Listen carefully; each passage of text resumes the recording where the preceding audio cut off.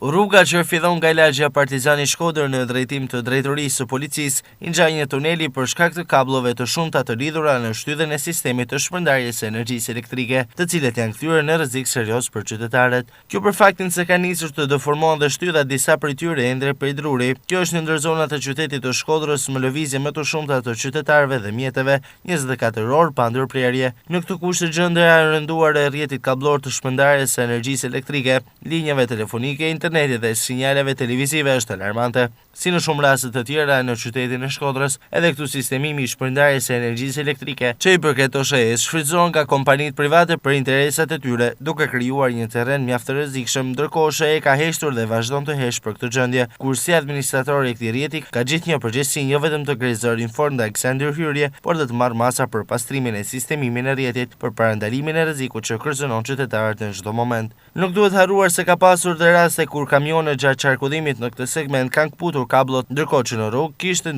lëvizje të qytetarëve.